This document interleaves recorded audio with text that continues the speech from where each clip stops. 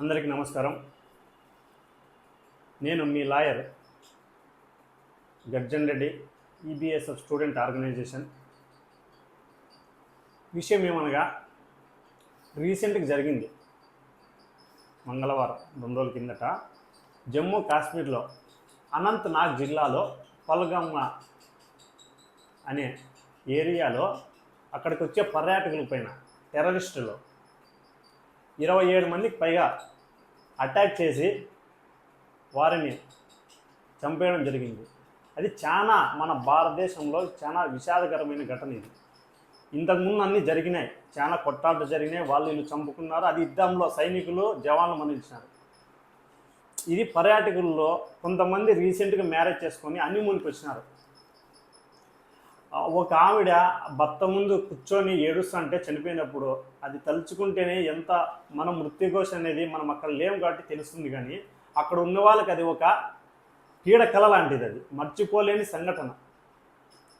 దీన్ని భారతదేశము తేలిగ్గా తీసుకోకూడదు.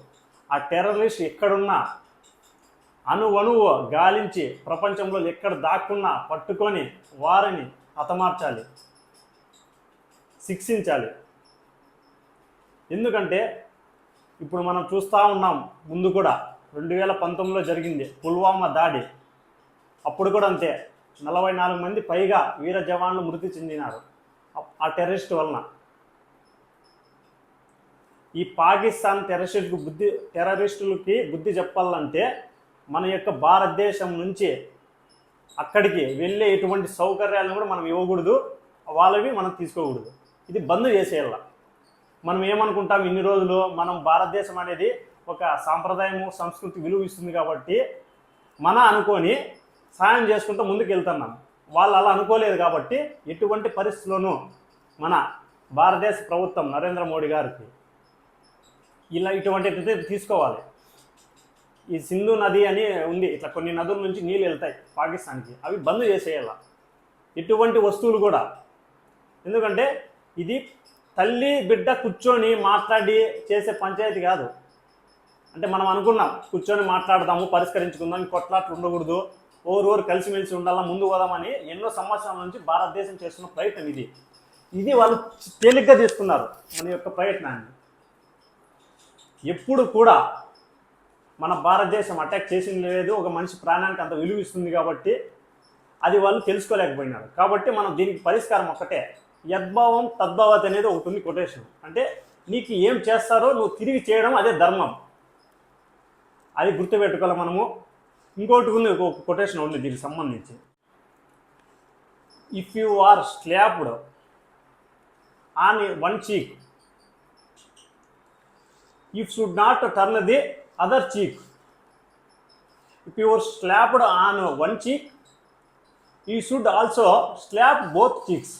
అంటే మన మహాత్మా గాంధీ చెప్పినారు ఇంతకుముందు, ఒక చెంప కొడితే ఇంకొక చెంప చూపియమని. అలా చూపించకూడదు, అలా చూపిస్తేనే ఇలా జరుగుతుంది. ఒక చెంప కొడితే 2 చెంప పగలగొట్టాలి. అది మనం తీసుకోవాల్సిన నిర్ణయం.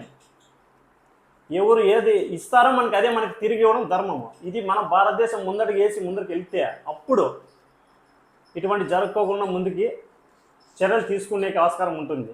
ఇంకొకటి, మన జమ్మూ కాశ్మీర్ అనేది మనది, మన భారతదేశానికి సంబంధించినది కాబట్టి దాన్ని కాపాడుకోవాల్సిన బాధ్యత మనదే. కాబట్టి దానికోసం మనం ఏమైనా చేయడానికి ముందుకు వెళ్ళాలి. ఇప్పుడు వాళ్ళు ఏమనుకున్నారు, జమ్మూ కాశ్మీరు రీసెంట్గా 2 years బ్యాక్ ఆర్టికల్ 370 రద్దు చేసి ఆ జమ్మూ కాశ్మీర్ ప్రభుత్వాన్ని కూడా భారతదేశ ప్రభుత్వం పాలించే విధంగా దాన్ని రద్దు చేసిన ఆర్టికల్. అది వాళ్ళు దృష్టిలో పెట్టుకొని టెర్రరిస్టులు పర్యాటకులని కొంతమందిని చంపితే ఇక్కడికి రారు అనే భయం పుట్టించాలని వాళ్ళు ఈ పని చేసినారు. దీన్ని ఇటువంటి మేము భయపడము, మేము జమ్మూ కాశ్మీర్కి వస్తాము, పర్యటిస్తాము, మా భారతదేశ ప్రయాణికులు అందరూ వస్తారు కూడా పోయే కాలంలో. దీనికి భయపడి వెనక్కి తగ్గేది ఏమి ఉండదు. ఇది భారతదేశం నిరూపించాల పాకిస్తాన్ టెర్రరిస్టులకి. అందుకే పాకిస్తాన్లో రీసెంట్గా ఛాంపియన్ ట్రోఫీ జరిగితే వాళ్ళ మేనేజ్మెంట్లో మనం పోయి ఆడలేదు అక్కడ. ఎందుకు? వాళ్ళ మీద నమ్మకం లేక, అలాంటి వ్యక్తులు కాబట్టి. అందుకే దుబాయ్లో కలిసి ఆడినాము, ఓడించినాము. ఇవన్నీ కుట్రలు మనసులో పెట్టుకొని ఓరవలేక అహంకారంతో మనం ఇందుకు ఏం చేయలేక, ఇప్పుడు సింహం కొట్లాడితే యుద్ధం అవుతుంది. సింహము హైనా కొట్లాడితే యుద్ధం ఎలా అవుతుంది? భారతదేశం సింహం లాంటిది. సింహం కొట్లాడితే ఏమవుతుంది? యుద్ధం అవుతుంది. సింహం అయినా కొట్లాడితే ఏమవుతుంది?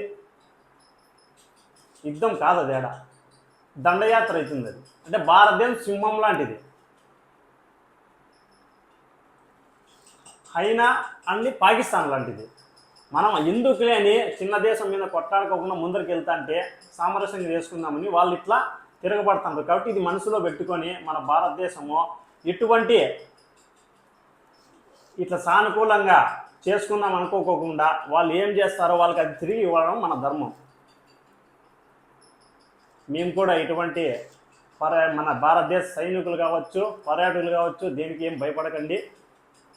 ఒకరు భయపెట్టినారని చెప్పి మనం వెనకడుగు వేయకూడదు. పోరాడల్లా, ప్రతి సైనికుడు పోరాడల్లా, ప్రతి ఒక్కరూ గుండెధైర్యంతో ఉండల్లా, నిలబడల్లా. మన భారతదేశం కోసం మన జమ్మూ కాశ్మీర్ మన సొంతం, అది మన హక్కు. దాన్ని కాపాడుకోవాల్సిన బాధ్యత మన భారతదేశాన్ని, మన ప్రజలది. Thank you. జై భారత్, జై హింద్.